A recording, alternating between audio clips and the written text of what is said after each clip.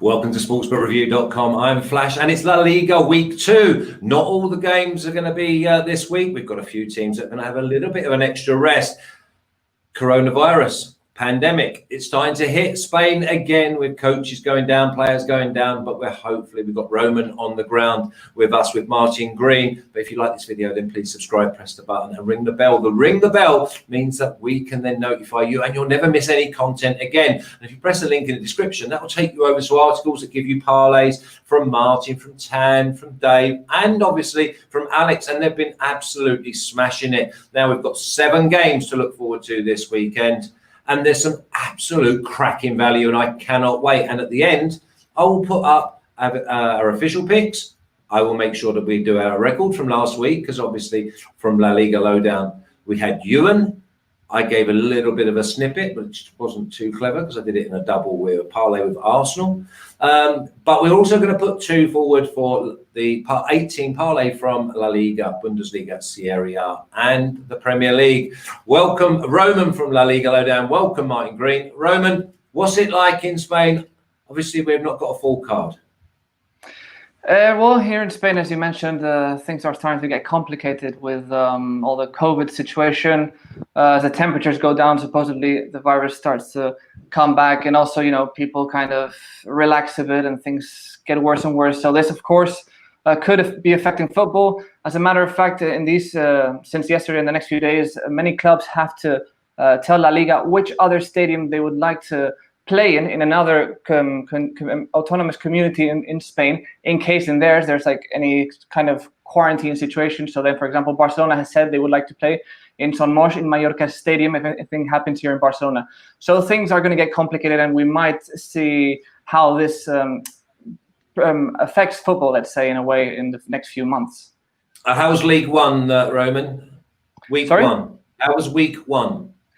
Well, Week 1 was interesting. I think there's still a lot of doubts, we could say, with a lot of teams. We don't know which way they're going to go. Like, for example, Celta Vigo, who had that draw against Eibar, Betis, who won right at the end, and then of course we're waiting for the big teams to come back, like Atletico, Real Madrid, Barcelona, who still are in their pre-season situation because, of course, they played until later on.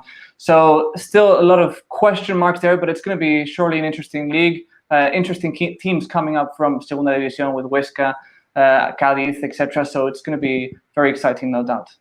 Martin, order of the day last week was draw no bet, and you came up on the right side. Your banker came in, and this week we've got Real Madrid kicking off. They might be able to get a jump on the likes of Sevilla, Atletico Madrid, and obviously Barcelona. Yeah, can't wait to see Real Madrid back in action. Thought they were very clinical after the restart last season. Just kept on going for Real Madrid and under 4.5 goals. Then when the odds changed, I went for Real Madrid and under 3.5 goals, and it kept paying off 10 weeks in a row. Made a very healthy profit, and I think they can pick up where they left off. They're coming up against the Real Sociedad side that had their preparations thrown into chaos by the coronavirus that Román was just mentioning. So yeah, it's a good game for them to start. Difficult, but I think they can get the job done. And looking forward to seeing them in action and see if they can build up a bit of an advantage over their rivals. Okay, so just remember that you are our third guest in the chat. Give us some tips. Obviously, if you've got bankers, because at the end, we might be able to see something that you throw at us that we want to put forward to the 18 parlay. Fabian, can you put up last week's record, please, sir? So that I can have a little look. So there's Martin, 5 picks or units. That's what he states. 2 wins, 2 losses for a profit of 0.53. Thanks to his banker. Román was 5 picks, 5 units, 1 win, 2 losses, but his banker come in as well, so he wiped his mouth at 0.28. And I just had the 1 selection. Well, I put Villarreal in a parlay with Arsenal. Villarreal let me down, let everyone down, to be honest. They were really unlucky to have 2 early goals cancelled out, but -1. Happy to just dip my toe in the water early weeks, but I think there's good value this week. Thanks, Fabian. Let's kick straight on. I'm going to start with you, Román. We're going to start with the team that let us down last week, and they're seeing no value again this week. Villarreal -175, draw +300, and Eibar at +480. Doesn't look like there's a lot of goals here because Eibar, they're happy to sit back. Well, that's what you'd think, because I mean, Eibar, of course, they don't have much in attack right now, especially since they lost important players during the transfer market. We know that Orellana has left, and it was definitely their best player. They lost Charles, he's a guy's getting old, but he was still a striker capable of getting goals for the team, and some other important players, and they really haven't improved the squad since then. So Eibar, I think, are going to have a tough season, although they still have some time to bring in some signings until the 5th of October.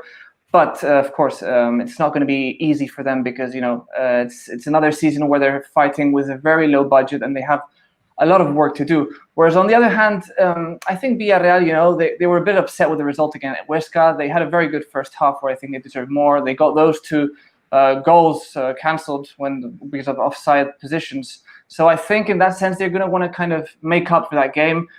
We know the score in the last game against Eibar, against Villarreal, which was also at El Madrigal in the last match of the last season, which was a 4-0 result. And I kind of think it's going to go in a similar way, because Villarreal won those goals. I think offensively they're going to improve their new coach, Unai Emery, and also they've had really good signings like Parejo, he can assist a lot and help those 2 strikers such as Gerard Moreno and Paco Alcácer to score the goals. And of course they have now a right back, a fullback, Stupinian, who can go up. He's very deep down the right wing, and he'll certainly help assist and all that. So I really think that Villarreal are going to get goals in this game, despite what you mentioned, which also makes a lot of sense. Yeah, I mean, basically, all of a sudden, we might be able to find maybe Villarreal maybe over 2.5 goals, or Villarreal to win and over 1.5, or both teams to score no, Villarreal to win to 0. Do we trust Villarreal to get some units back from last week's bankers, Martin? Yeah, I'd lean towards Villarreal, but I'm still a bit traumatized by Unai Emery's reign at Arsenal. Had to endure so many horrendous games of real turgid football. I always worried that he couldn't get his message across to the players. There was real communication issues, and thought that's not going to be a problem back in Spain. But he just, it was just a poor result for them to start with. Gave them the benefit of the doubt. Thought they could take down the newly promoted side quite comfortably with the attacking firepower they've got. Let me down. Busted a lot of accumulators for a lot of people. Without a doubt.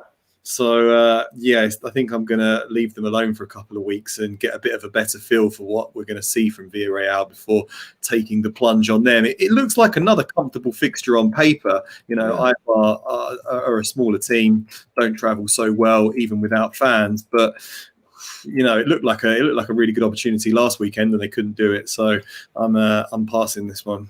Yeah, the performance was very Arsenal-esque. That everyone was bombing forward, and if they didn't score and the ball broke down, then all of a sudden Huesca, they were actually on and attacking the Villarreal defence, because the midfield central boys, they went walkabouts. Whereas I feel as if they need to just sit, get control, play, and be patient, and their time will come. And I'm wondering if that's how the performance will be this week. And both teams score no might be a way to go. Maybe the -1 Villarreal. I cannot press the button on them. I'm definitely going to watch the game just to see if they tweak it. Okay, I like this game. Getafe +100, draw +230, and Osasuna at +350. Martin? Yeah, I like this game a lot. Getafe will be really keen to start the new season with a victory over Osasuna. They're a resolute side, but obviously we know how good Getafe were 2 seasons ago, came so close to securing Champions League football. And I thought they were in with a great shout of finishing in the top 4 last time around. Just events conspired against them. They struggled after the restart. It's their small and aging squad, couldn't cope with the regular fixtures in the heat of the Spanish summer. But you have to think they'll be better equipped to challenge for a top 4 spot this season. A lot of players were suspended after they had that mass brawl last time around. I think this is a really good opportunity for them to regroup and rally and try to have another very good campaign. Osasuna had a decent season last time around, and hats off to them for that 2-0 win against Cadiz in the opening day of the season. They'll be full of confidence. Both of the meetings between these teams finished 0-0 last season. That's what I was going to go. Yeah, you'd probably be looking at unders, but I do just feel that Getafe are the stronger team all around. They've got superior players in most departments. I think if they really play to their potential in this one, they're going to win it. And the odds on the home team look really attractive. So I'm going for it, Getafe to win. Yeah, borders on a trap. I mean, I look at it and it jumps out of the page. I mean, Getafe's letters are about this big, and then you see plus 100. But obviously, the last 2 games, Roman, have been 0-0. Do we see that maybe someone nicks it, draw half-time, both teams to score? No, and definitely under 2.5 goals. Yeah, exactly. I think I'm going to slightly disagree with Martin here because, I mean, I think Osasuna are much better. Roman, we like that. We like that. I think that the Osasuna are much better than the credit we usually give them. It's true that now they lost Chimi Avila again, a really bad injury, and he's definitely their most important striker. But we saw in that game against Cadiz that they're still a decent side. Last season they were really good, and they just relegated the previous season, from Segunda División, and they proved to everyone that they're consistent and they can do things properly. And on the other hand, Getafe, I just don't know what to expect from them because we saw how the last season at the end they disappointed everybody. They were much better than that, but yet Bordalas wasn't capable of redirecting the team back to a winning path. And also, as a matter of fact, there have been lots of rumors in the summer transfer market that Bordalas might leave the club. So that his position was also in jeopardy. Wasn't sure whether he was going to continue. And now the doubt is whether in this short period, because they haven't had barely any time for preseason, will they be capable of going back to winning ways they had before the pandemic? I'm not really sure. Getafe just brings a lot of doubts to my head, to my imagination. And what I can really say right now is that I predict a few goals in this game. I think that's where you'd have to find the value because, as you mentioned before, it's been 0-0 in the past 2 games, and they're both teams which are defensively really solid. Osasuna's backline is practically intact except for Estupiñán, who's left. So that's important. And Getafe, is true that they've lost a couple of players, but there's still Bordalas' mentality is always defense before everything else. So I think that the defense is basically the strong point for both sides.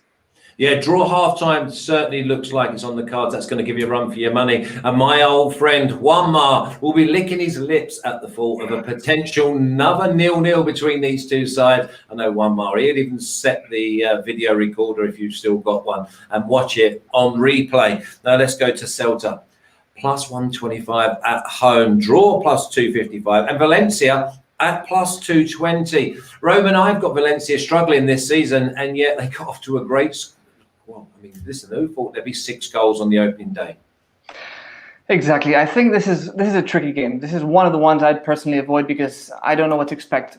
Both teams could win, both teams could lose, as I said before at the beginning. Celta Vigo disappointed against Eibar. We thought that maybe they could pull a win because Oscar Garcia, their manager, has to take Celta a step ahead. That this season they have to start improving, start getting good results. And I remember talking with Martin in previous shows from last season, saying that we expected goals from Celta. We expected much more offensive power with Iago Aspas, Denis Suarez, Rafinha, etc., etc. And now we don't know if they're going to be capable of showing this in this game. But it is true that in front they have a Valencia, which are going to be very unpredictable, which a lot of people think they're going to have a bad season, but yet they somehow managed to win against Levante, who were great in the first half, but just kind of got lost in the second half and wasted the whole game. So where I can see things happening is in terms also of defense. In this case, they're not strong but weak defenses because Valencia conceded lots of goals. We saw how Levante in that first half created a lot of opportunities, and I really think that Celta have possibility of scoring goals. And then on the other hand, Celta also are known for having a great defense. It's true that they got Murillo back, who helped them a lot towards the end of last season. So in this game, I'm not sure who's going to win. It's hard to predict, but if I could maybe think of values, maybe overs in this situation. Yeah, both teams to score, I think, should be nailed on. Alex Classic, maybe, Martin.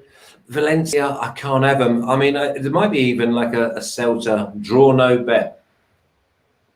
Yeah, I can't really have Valencia either, but very impressed with the way they acquitted themselves in the opening weekend. I thought that was a game that they would struggle in. It was you'd have expected Levante to be really fired up against their local rivals. And they were for 45 minutes, weren't they? Yeah, they ran out of steam. But they Valencia managed the game pretty well towards the end, I think. And considering everything they've been through this summer, star players leaving, the whole squad put up for sale, sporting directors left, second manager sacked in a short space of time, Xavi Gracia coming into a real mess. I thought they would really struggle, but to score 4 goals on opening weekend is pretty impressive stuff. So have to stay well away from Valencia, I think. And like Román said, Celta Vigo just looks so much better on paper than what you actually get on the pitch. When you look at the attacking talent within their ranks, they should be scoring goals for fun most weeks, but something just doesn't seem to click with them. And that also just makes betting on total goals pretty risky, I think. So,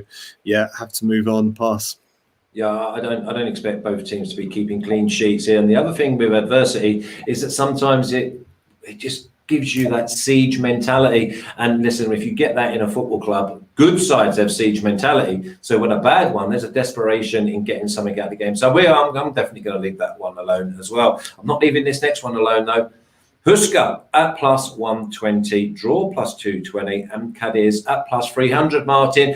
I was impressed with the spirit, belief, and the way that they kept their shape last week, Huesca. It could have been easy for them to fold, but they stuck at it and they got their deserved, they got a good reward out of the game. Yeah, they did. It was a strong, solid, resolute performance, and they fully deserved the point, which should give them confidence going forward. It's always a bit of a difficult game when two newly promoted clubs come up against one another, because they both circle this as a match that they really need to get 3 points from in a relegation battle. To be honest, I actually thought Cadiz would fare better than Huesca in the top flight this season. I think they've been a bit more assertive and dynamic in the transfer window during the summer. But it was a terrible result on opening weekend. Lost 2-0 at home, and that's a pretty bad way to kick things off. Not quite sure how this one will unfold. Maybe be looking at the draw at 3.2 between two pretty evenly matched sides, but that's more of a lean than an actual official play. Okay, Roman, I'm liking the home side. I think that they get 4 points out of the first two games. And at plus, I've said it's plus 120. I actually got plus 115. So I'm happy to go with the home side. I think they'll take a lot from last week's performance. I have to agree with this. I think Huesca are the better side. It's true that Cadiz have brought in a lot of players, but that can also have a negative impact, I think. Let's look back last season at Mallorca, for example. They brought in a ton of players, and that, of course, forces the manager to have to adapt a lot of new players to the system, to the way they play, to a new competition, a new league for them, because, of course, they're coming from Segunda, and that's a lot of work. And I kind of feel that Cadiz have brought in a lot of players, but none of them really impact you as great players. We know that Negredo has been a fantastic player, but, of course, he's 35 at the moment. He's not the same he was 5-6 years ago. And the other players, I mean, they're all right, but they're not maybe as good as they need. Whereas Huesca, I think, they're going to learn from past experience, because they went up to Primera and they went straight back down. I think they're not going to make the same mistake twice. And that's why I've seen very good signings on their behalf. They've brought in really interesting players like Siobas, for example, who's played for Leganés, and he's proved to be a very good centre-back. Borja García, probably one of the best players from Segunda División. And when he was in Primera with Girona, he was also a fantastic player, a lot of quality. Also Pablo Maffeo, Andrés Fernández, an experienced goalkeeper. So I think they know now which way they have to go. And I honestly think that they're going to stay in Primera División this season. I think they're going to do well. And proof of that was the game against Villarreal, of course. That first goal, the build-up was just spectacular. And if they can keep that up, that's going to be awesome. So I really do think that Huesca are slight favourites for this game ahead of Cadiz. So, Roman, go on. Sorry to interrupt. If you think they're going to stay up, I just wonder who would you say right now are the three teams that get relegated? I know it's very early days, but who are your three that you're looking at? Well, in a Liga Lowdown, we had a podcast. We talked about this, and my three teams were Elche, because I think they're by far the weakest side. Cadiz were my other team, and I put Eibar. Ewan's not going to be happy, but I went for them because I don't know if they're going to keep this up with a low budget, capable of winning games. They're a really tough team, and the thing is, like, looking at the other side, it's kind of hard to pick a side which would be going down. I mean, Alaves are also candidates, Celta Vigo, depending on how they play. But you just don't know. I just kind of feel that Eibar, but it's really hard, I might be completely wrong at the end of the season. But Cadiz and Elche, for me, are two very probables. Yeah, I mean, listen, I'd like the Eibar going down, but obviously we don't want you and like crying here on a Friday, because they just don't score enough goals. So, I mean, listen, I've gone with Huesca. I've already pressed the button. I love them at home. I love the way that they had a togetherness. And when they went forward, their fullbacks were, there's a no fear. Let's go and give it. And this is what you were saying before, Roman, about the last time they came up. A little bit too much respect, a little bit tentative, a little bit passive. But I'll tell you what, they set about Villarreal, and Villarreal were like, whoa, hang on a minute, we're actually in like competition here. And when the ball went in the box, there was 3 and 4 Huesca players going in there. And that's one of the biggest things I look for, is that players are not looking and going, oh, good luck over there. Good luck. I hope you get on the end of something. They wanted to get on the end of it themselves. So for me, Huesca at home, a plus 115, you can get 120 in a place. So I'm definitely going to go with the home side. And now here's another side that I'm very interested at home. I think this could be the new Mallorca. I like these. Granada at plus 110, draw plus 220, and Alaves at plus 320. I expect a long season, Martin, for Alaves. But Granada, it's normally Scorchio down there. And I think that their home form is going to be what keeps them in contention. Yeah, well, they were the real surprise package last season, weren't they? Carried over the momentum from being promoted and just kept putting teams to the sword with some really impressive performances and some bold football. I went for them against Athletic Bilbao last weekend because I just felt they had an interesting freshen up, some new faces coming into the team, but still kept the overriding philosophy and the same spine to the side that they had last season. And I was pleased to see them get the 2-0 victory. So I think they should go in full of confidence, whereas it was a real difficult one for Alaves. They dug their heels in and they held on, and it looked like they were going to get a point against Real Betis, who had all the ball, and then Christian Teo just put it in the back of the net in the 95th minute. Heartbreaking. So they could be a little bit dejected from that. So I think confidence-wise, Granada are going to be in the ascendancy here. I know there's no, it's not a full stadium, but they're on their home turf. I think the odds on a home winner are very attractive. So I'm going for Granada again. Granada to win. Yeah, I've got banker. I've gone this as my banker. Obviously, I've gone with a few selections, and we'll put them up at the end. But Roman, Granada, they look like that they were starting to get a little bit of a fortress going down there. Yeah, I mean, Granada are doing things spectacular. Nobody expected them last season to make it to Europa League, and there they are. And now they've started incredibly well, and they're kind of have this amazing momentum. They're on cloud 9, and it's hard to bring them down at the moment. So I think the start of the season is a good moment to go with Granada because they have all that momentum I mentioned. It's true that they played the Europa League game, the qualifying game on Thursday. They won. There might be some rotations. That's always something to keep in mind because, of course, he's going to have to change players a lot because they play often in Europe. I think in the long term, this might slightly affect them. Not as badly as Espanyol, but I think they're going to have to struggle playing Copa del Rey, playing La Liga, and playing Europa League, and that might affect them because their squad isn't very deep if you look at it. There's good players, but there's not too much to pick there. And also some of the strikers like Jorge Molina, they're experienced, but they're very old. So, I mean, it's going to be maybe physically tough on them in the long term. So right now, I think it's the moment to go with Granada, to bet on them, and later on, we'll see how they are physically. Yeah, the big thing about Granada that I like is that they go on the front foot and they go to win games. Now, that's another thing I like when they go away from home, because I think that they'll get caught out, almost overconfidence. And we say about the smaller squad and a little bit of inexperience got to come in. I think it's great for younger players. It's great for more inexperienced players to come into a side that are doing well. It's sort of like it's no good when a team's doing bad and you've got to bring these players in, because it's like you're going into a side that's not playing on a full tank of petrol. So for me, I'm gonna ride Granada, but I'm also going to look out for when they play against a counter-attacking side away from home, because I think they will get found out. But I'm happy to go with Granada this week. It seems like all three of us are happy with Granada. Now, Real Sociedad at plus 400, draw plus 300, and Real Madrid at minus 110. Now, I mean, I couldn't believe this price, and I'm thinking to myself, is it a trap? Now, Real Sociedad early part of last season, this would be a really, really, really tough game. But now we get in Real Madrid at minus 110. I think we don't complicate it, and we just go with the champions, Roman.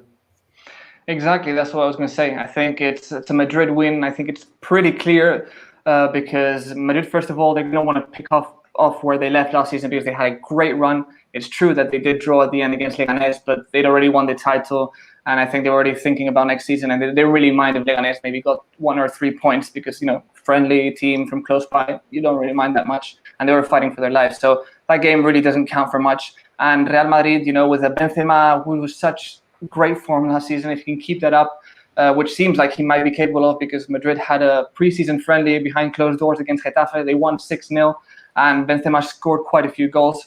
So, I mean, Real Madrid, definitely have a good chance of winning this. It's true that Sociedad have been a complicated team for Madrid in the last few seasons. They've put up some proper fights against Los Blancos, but Real Sociedad, of course, have quite a few absences for this one. Zubeldia, Zubimendi, they're injured. David Silva, who's their new star, had the positive for COVID, and he's going to come back. He's going to be in the game. The manager said he will be there, but most likely he'll just get a few minutes towards the end because he's physically not 100% yet, because of course he wasn't capable of training and he's a bit behind with his teammates. Also, they're going to miss out very likely on William Jose, who's pending on a test, which might say if he's got positive or negative for COVID. So, I mean, these are important players, and also these absences are going to affect Real Sociedad, the way they play.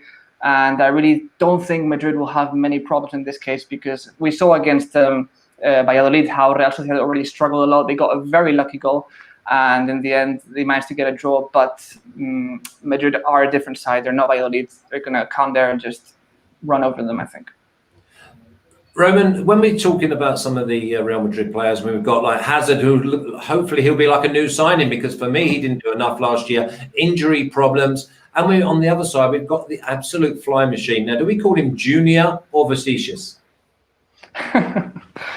Call him as you like, but this kid, he's just outstanding. He's going to get better every year. He's so young and already so talented. And when he came here, a lot of people were saying, oh, he can't shoot. He always kicks up in the air, but still, he just provides so much more anyway. And he'll find a way to shoot properly sooner or later. He'll start getting the goals. He's just such a talented player. And we all know that Madrid offensively last season were just amazing, especially towards the end. They were just unstoppable. So with players like Benzema, Vinicius, Hazard, Asensio, etc., it's going to be hard for Madrid not to win this game and not to win La Liga, because they're clearly favorites for this season.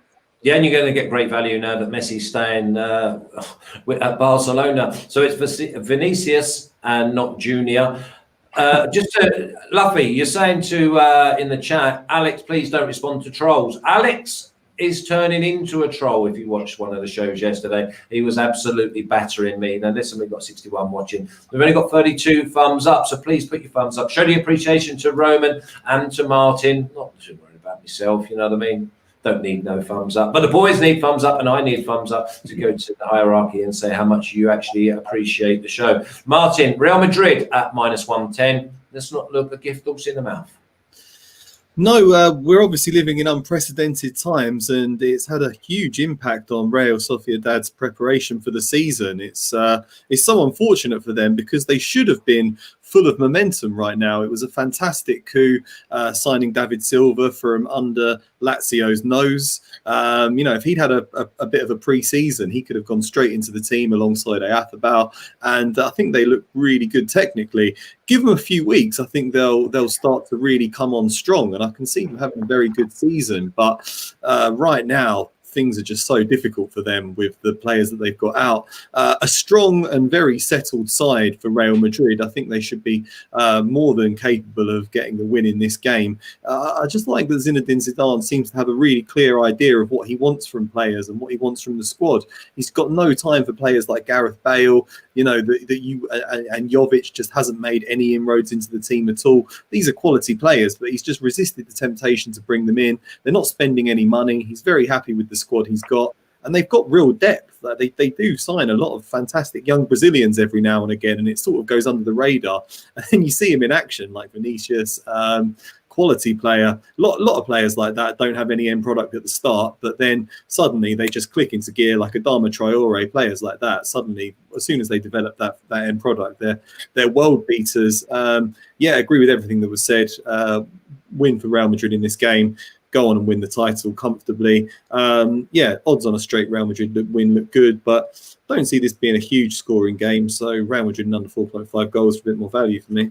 Oh, a little bit of under 4.5. There she blows.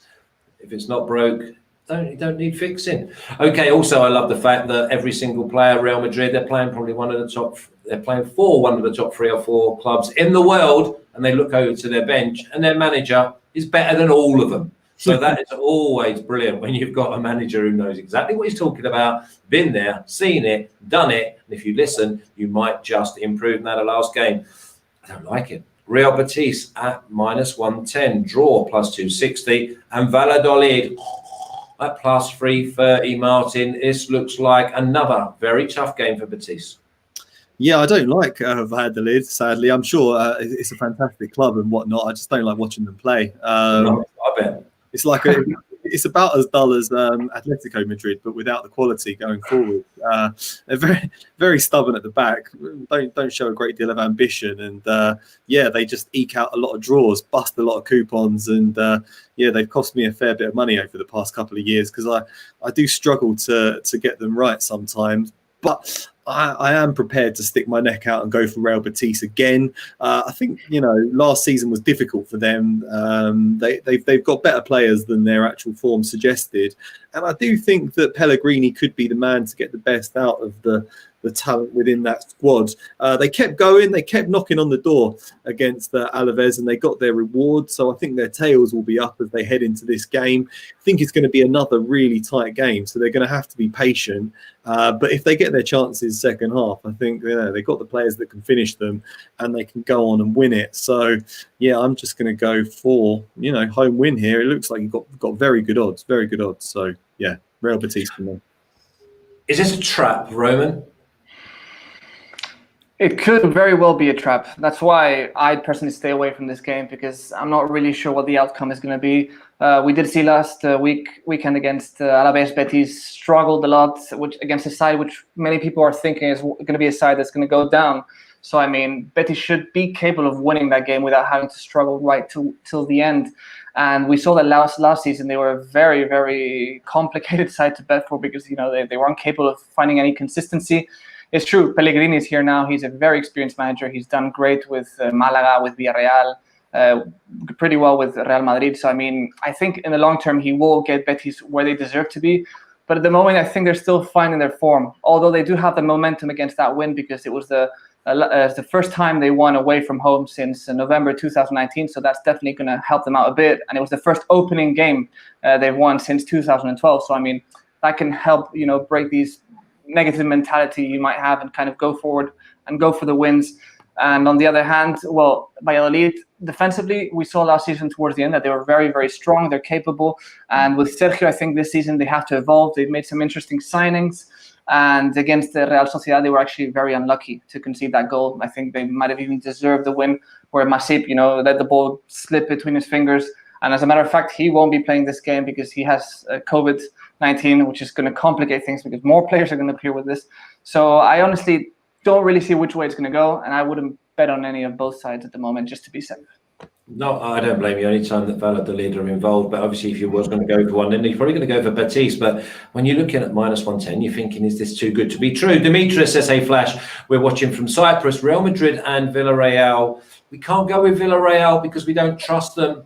Yes, they should win. I'm quite liking Real Madrid and Granada as my two to put forward, but I will speak to the boys first. Now, let's look at the official picks, and I need to make sure that you don't get confused because I couldn't fit it all on one graphic. So I will talk it through. So listen to what I'm saying and don't just look at the graphic. Okay, we're going to start with Martin. It's Getafe at plus 100. Granada at plus 105. Betis at minus 110. Madrid to win at minus 110. But Madrid and Sociedad, Madrid to win against Sociedad and under 4.5 at 115. That's right, Martin? That's correct, yeah. Just to clarify, I'm definitely not going for Sociedad and under 4. No, I just couldn't fit on Real to beat Sociedad and under 4.5. Roman's picks. He's gone for Villarreal and Eibar over 2.5 goals at minus 110. Getafe against Osasuna under 1.5 at plus 150. That's great value for a game that's had 2 0-0s in the last 2 meetings. And Madrid at minus 110. And my picks are Granada at plus 105. That's my banker. That will get 2 units. Madrid at minus 110. And I'm going with the newcomers to make it 4 points out of a possible 6 with Huesca at plus 115. Now, Roman and Martin, we need to put 2 forward. Roman, who would be one of your stronger ones to put forward for the 18 parlay across the European leagues? Well, I mean, I think the Madrid game is pretty obvious for me. I think it's going to be very hard for Real Sociedad to win. It would be very, very unexpected. I honestly think they'll get the 3 points and get the win they need. Okay, Martin? Well, yeah, I'm going for Getafe, Granada, Real Betis, and Real Madrid. And out of I those, want one of them. what I'm saying is, out of those four, the consensus was with Granada. You know, there was doubt poured upon Betis, and Román wasn't quite so sure about Getafe. So I think it has to be Real Madrid and Granada. Okay, so that's it. Then we're going to put through Granada and Real Madrid as our 8-team European League parlay. The two going through from La Liga Primera are Granada to beat Alaves and Real Madrid to get off to a winning start. Now, if you like this video, then please subscribe, press the button and ring the bell. Ring the bell means that we can notify you. You'll never miss any content again. And also, if you go and watch a really decent movie, you go home and you tell your friends. So if you think that this video is decent, then why don't you tell your friends? Let's get them in. Let's see what they're all about, and we'll have a bit of fun. Okay, listen, have a great weekend. Let's hope that we get our bankers, our winners, and we get off to an absolute flying start. Roman, top man, have a great weekend. Stay safe. Martin, I'll see you again soon. There'll be plenty of football for us over the weekend, and I'll see you all again next week. You take care. See you soon, Flash. Thanks. Take care, guys.